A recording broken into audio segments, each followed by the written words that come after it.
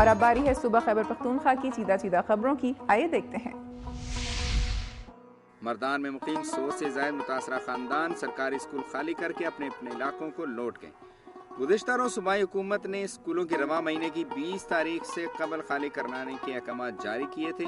محکمہ تعلیم کے ذرائع کے مطابق ضلع بھر کے 36 اسکولوں میں 314 خاندانوں نے پناہ لے رکھی تھی، جن میں نوشہرہ اور چارسدہ سے تعلق رکھنے والے 100 خاندان واپس لوٹ گئے۔ سیلاب متاثرین نے واپسی کے لیے اپنی مدد آپ کے تحت انتظامات کر رکھے تھے۔ اس موقع پر متاثرین کو رخصت کرنے کے لیے کوئی بھی سرکاری اہلکار موجود نہیں تھا۔ ضلع بھر میں اب تک صرف 8 تعلیمی اداروں میں 23 متاثرہ خاندان رہ گئے ہیں۔ صبح خیبر پختونخوا سے موصول ہونے والی خبریں اور رپورٹس آپ نے ملاحظہ کی۔ اب آپ کو لیے چلتے ہیں 5 دریاؤں کی سرزمین پنجاب کی طرف اور نظر ڈالتے ہیں صوبے بھر سے موصول ہونے والی رپورٹس پر۔ ناظرین، سیلاب ایسی تباہی اپنے ساتھ لایا جس کو بیان کرنا انتہائی مشکل ہوگا۔ اس کا درست اندازہ تو انہیں ہی ہوگا جو اس تباہی کا شکار ہوئے، جن کے پیارے اس سیلاب میں بہہ گئے، جن کی املاک تباہ ہوئیں۔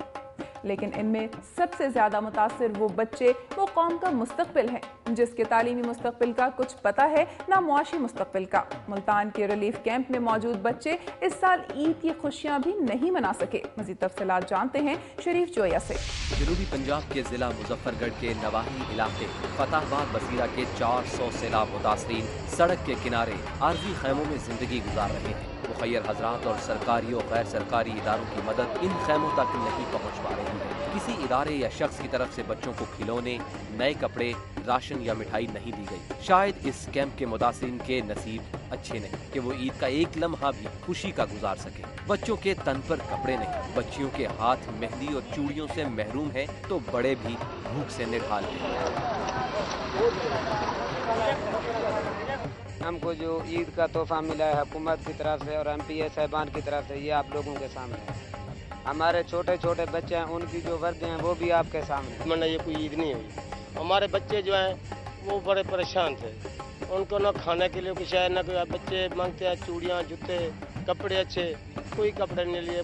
بچوں کا کہنا ہے کہ اگر وہ اپنے گھروں میں ہوتے تو عید کی خوشیاں بھی ان کا مقدر ہوتی۔ عید نہیں ہے اچھی، ہم اپنے گھر ہوتے نا بہت اچھی عید ہوتی، اچھی کپڑے بھی نہیں تھے، کچھ بھی نہیں تھا، نہیں کچھ بھی نہیں ملا، یہاں پہ کچھ نہیں ملا، گھر ہوتے بہت اچھی عید مناتے ہیں۔ ان سیلاب متاثرین کو ایک وقت کا کھانا دینے والی سماجی تنظیم کے ارکان بھی عید منانے اپنے گھروں کو چلے گئے ہیں اور ان سیلاب متاثرین کو حالات کے رحم و کرم پر چھوڑ گئے ہیں۔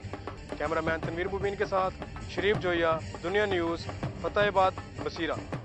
اور ناظرین، ملتان کے بعد اب ذکر کریں گے جتوئی اور مظفر گڑھ کا، جہاں سیلاب کے باعث تعلیمی ادارے بری طرح متاثر ہوئے ہیں اور تاحال جن کی بحالی کی صورت نظر نہیں آ رہی۔ اس کی تفصیلات جانتے ہیں رانا عبد المنان سے۔ مظفر گڑھ تعلیمی لحاظ سے پنجاب کے 3 پسماندہ ترین اضلاع میں سے ایک ہے۔ دریائے سندھ اور دریائے چناب کے سیلابی ریلوں نے جہاں مظفر گڑھ کی معیشت کو تباہ و برباد کر دیا، وہیں 40 لاکھ کی آبادی کے مقابلے میں بہت کم تعلیمی سرکاری اداروں میں سے بھی 80% کو شدید نقصان پہنچایا۔ مظفر گڑھ کی 4 تحصیلوں جتوئی، علی پور، مظفر گڑھ اور کوٹ ادو میں قائم کل 1100 اسکولوں میں سے 880 کو سیلابی ریلے نے متاثر کیا، جن میں سے 319 اسکول مکمل جبکہ 461 جزوی طور پر تباہ ہوئے۔ سیلابی ریلے میں ڈوبنے والے پرائیویٹ تعلیمی ادارے اس کے علاوہ ہیں۔ محکمہ تعلیم کے مطابق پنجاب میں سب سے زیادہ ضلع مظفر گڑھ کے اسکول متاثر ہوئے۔ اس وقت جو ہمارے مظفر گڑھ میں تقریباً 2244 اسکول ہیں، جس میں 1175 جو ہے پارشلی یا فلی جو ہے مکمل طور پر ڈیمیج ہو چکے ہیں۔ وہ یہ ہے کہ اس میں تقریباً کوئی 1.5 لاکھ سے زائد بچوں کا بھی، جو بچے ان اسکول میں پڑھ رہے تھے، ان کے لیے بھی یہ شدید نقصان ہے۔ اور اس کے علاوہ ہمارے جو ہے ریلیف سینٹر بھی ہم نے قائم کیے تھے، 13 ریلیف سینٹر جو نوٹیفائڈ تھے اور 756 ہمارے اسکول ایسے ہیں جس میں کہ یہ افیکٹیز جو ہے انہوں نے آکوپائی کیا ہوا ہے۔ مظفر گڑھ میں تعلیمی اداروں کو تو پہلے سے بحران تھا، رہی صحیح کثر سیلابی ریلے نے پوری کر دی۔ مظفر گڑھ کے طلباء وزیر اعلیٰ شہباز شریف کے منتظر ہیں کہ کب وہ تعلیمی اداروں کو بحال کرنے کا حکم جاری کرتے ہیں۔ کیمرہ مین رو بابر علی کے ساتھ رانا عبد المنان، دنیا نیوز، جتوئی، مظفر گڑھ۔ ناظرین، پاکستان ایک زرعی ملک ہے، لوگوں کا زیادہ تر انحصار زراعت پر ہے اور پاکستان کے بعض علاقے تو زرعی اجناس کی پیداوار کے حوالے سے معروف ہیں۔ لیا کی زرخیز دھرتی کے نشیبی خطے میں جہاں سیلابی ریلے نے لاکھوں افراد کو بے گھر ہونے پر مجبور کیا، وہیں خطے کے باہمت دہقانوں کی 3 لاکھ ایکڑ رقبے پر کاشت 12 ارب روپے مالیت کی سونا اگلتی فصلوں کو لمحوں میں تخت و تاراج کر دیا۔ مزید تفصیلات جاننے کے لیے دیکھتے ہیں لیا سے محسن عدیل کی یہ رپورٹ۔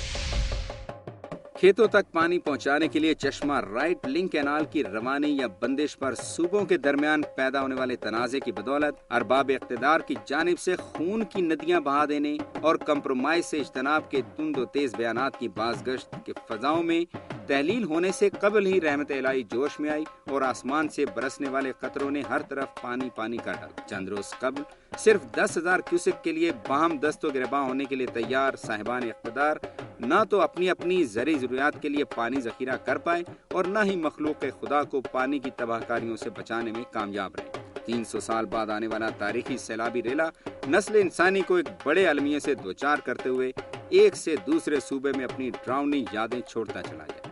لیا کی زرخیز دھرتی کے نشیبی خطے میں جہاں سیلابی ریلے نے لاکھوں افراد کو بے گھر ہونے پر مجبور کیا، وہیں خطے کے باہمت دہقانوں کی 3 لاکھ ایکڑ رقبے پر کاشت 12 ارب روپے مالیت کی سونا اگلتی فصلوں کو لمحوں میں تخت و تاراج کر دیا۔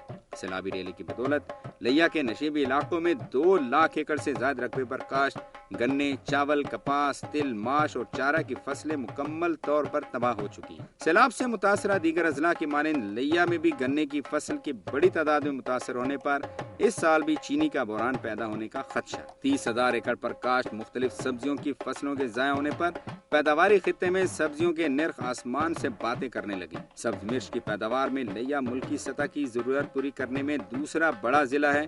فصل کے متاثر ہونے پر خیبر سے کراچی تک سبز اور سرخ مرچ کی سپلائی میں تعطل پیدا ہوا ہے۔ لائیو اسٹاک میں پنجاب کا بڑا ضلع ہونے کے ناطے چارے کی فصل تباہ ہونے اور بھوسے کے ذخیروں کے دریائی لہروں کی نظر ہونے پر 5 لاکھ سے زائد مویشیوں کو خوراک کی قلت کا سامنا ہے۔ نشیبی علاقے میں لگے عام امرود کے باغات کو بھی پانی کے تیز بہاؤ کے باعث شدید نقصان پہنچا، جبکہ ضلع انتظامیہ کی جانب سے زمینی حقائق کے برعکس اجلت میں مرتب کردہ فصلوں کے نقصانات کے بارے میں حکام بالا کو بھجوائی گئی 3 ارب 41 کروڑ روپے کی تخمینہ رپورٹ پر متاثرین نے شدید تحفظات کا اظہار کیا ہے۔ آزاد ذرائع کے مرتب کردہ اعداد و شمار کے مطابق لیا میں فصلوں کی مد میں ملکی معیشت کو کم و بیش 12 سے 15 ارب روپے کے نقصان کا سامنا ہے۔ اور ناظرین یہاں لیں گے ایک بریک کے بعد آپ دیکھ سکیں گے قصور کا ریلوے روڈ اس وقت ٹریفک پولیس کی ناقص حکمت عملی کی وجہ سے شہریوں کے لیے پریشانی کا باعث بنا ہوا ہے۔